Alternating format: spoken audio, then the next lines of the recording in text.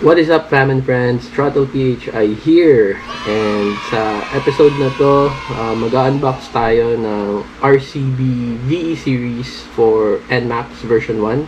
So, bibigyan ko kayo ng konting details and I'll show you where I got the product as well.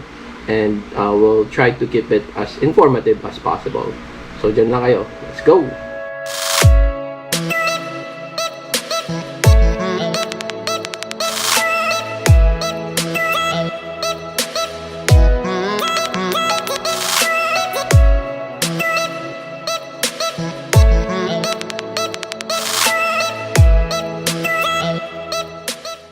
Ay na nga, no? So, first and foremost, saan ko ba nakuha yung product? So, I'm sure a lot of you guys would like to know. So, nakuha ko siya online lang, actually, sa Shopee. And yung name ng shop is C2MP. So, based yung shop sa Bulacan and direct dealers din sila ng RCB or Racing Boy Philippines. So, andito yung details nila and just to share, it's my first time na mag-purchase something from their shop online. And so far, madami namang good feedback and yun yung gusto natin whenever we purchase something online. We want to make sure na may mga feedback from other customers na legit and valid kasi, you know, that's one way of knowing na they provide good service. Dumating naman yung product as expected, wala namang hassle, hindi naman masyadong natagalan, kumbaga. So, gusto ko lang i-take yung opportunity to give thanks to C2MP for a smooth transaction. Maraming salamat, and kung gusto nyo na mag-review pa ako ng iba pang products, PM is the key.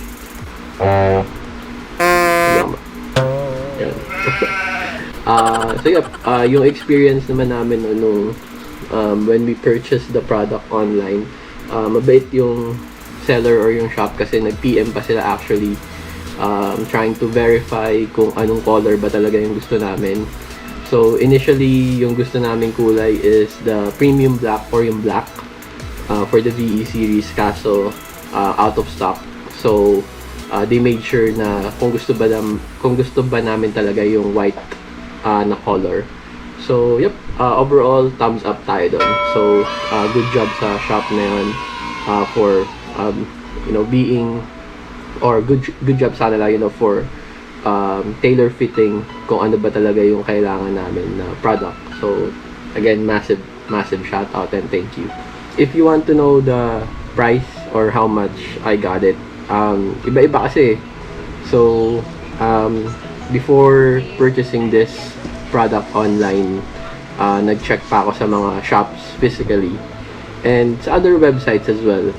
Nag-check rin ako sa marketplace, sa Facebook, and I think sila yung isa sa mga cheapest na nagbebenta ng shocks na VE series sa RCB. Yun yung isa sa mga reason rin kung bakit nag-end up kami na bumili na lang online. Although may risk eh. Syempre, pwedeng dumating yung product na hindi maganda or pwedeng bato yung laman nung dineliver sa'yo. So, that happens talaga, diba? But so far, good experience. So, ayun nga, balik lang tayo sa price. When it comes to the price, mas okay siguro na i-check nyo na lang yung shop nila. Kasi I can't be, ayaw natin ma-quote, no? Baka mamaya magsabi tayo ng specific price tapos iba pala yung nandun sa shop. So it would be best to check their site. Ilalagay natin yung link dito or link sabi maglalagay tayo ng link para you can see it for yourself, kumbaga, diba? But yeah, yun yung naging pinaka-reason natin rin kung bakit online tayo nag-purchase kasi it's a lot cheaper compared sa mga shops physically and other websites, kumbaga. What else? So, here it is. Sa product naman, unang-una sa lahat, napakaganda ng packaging. So, wala tayong masabi doon. Secure and safe. Elegante yung box and mukhang yayamanin talaga. I guess ito talaga yung yung look nung box nila officially ng RCB. And then padded yung loob. Secure na secure yung yung shock itself. So the product comes with dual shock, so 2 pieces. So again, yung colorway na pinili natin is white spring with black tank. Meron din silang ibang variation of colors, so you can check it out. So meron ding 2 pieces ng extra soft spring. May Allen tool, meron ring warranty card, may user manual, kasama rin yung RCB sticker, pang pa-extra si C2MP. So nag-include rin sila ng personalized or their own sticker dun sa set. So yun yung maganda sa pag-purchase mo sa ibang shop, no, or sa shop nila specifically. Meron pa freebies. So tuwang-tuwa ako doon actually kasi wala lang, parang you can parang may added value dun sa produkto. So bukod dun sa spring lang na binili mo, meron pang pa-freebies, di ba? So bakit, di ba, lahat naman tayo gusto ng something for free. So that's an added value. So yun, bigyan ko lang rin kayo ng konting context dun sa warranty card. So this is how it looks like.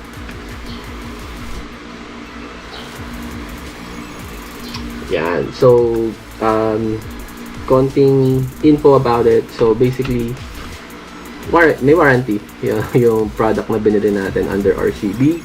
So it gives you 1 year of warranty under the following terms and conditions. So meron siyang terms and conditions how they can provide you, or how can you avail of the warranty if ever may mangyaring hindi maganda dun sa shock natin. So again, added value rin siya. Meron kang you're at peace, or you're at peace na parang if something happens, as long as it's under the following terms and conditions, RCB can help you with getting that repaired or replaced if ever it's needed. So that's it. That's your warranty card right here. Check.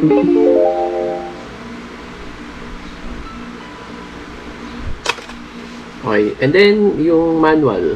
Ito yung manual niya, guys.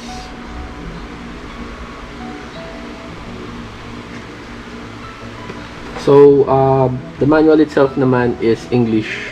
So I'm pretty sure we'd be able to read and understand that. Tapos medyo generic yung manual. It's not specified sa VE series, pero actually lahat nung hindi, ewan ko kung lahat pero meron ding other type of shocks na nandito sa manual.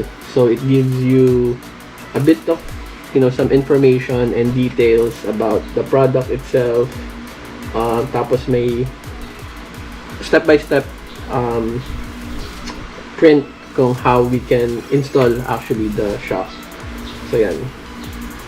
So may mga recommendations, may mga tips, and yung standard information na kailangan mo malaman upon installing the shock, which is again really good added values na naman siya para dun sa produkto, especially if you're the type of person na parang gusto mo ikaw yung magkabit ng parts mo for your own motorcycle.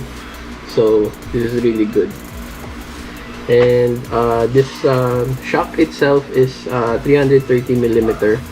I think pwede rin siya sa ibang motorcycles, but I'm not really sure what other motorcycles are them ang pwede dito sa shock na to. But yep, yun yung pinaka-size ng spring niya is 330mm.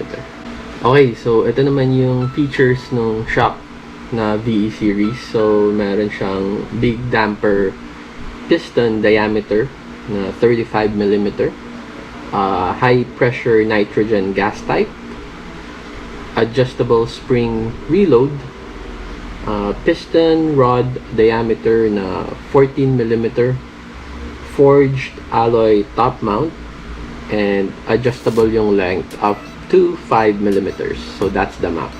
Ayun guys, no, so yun na yung unboxing natin nung VE series na Racing Boy for Nmax version 1.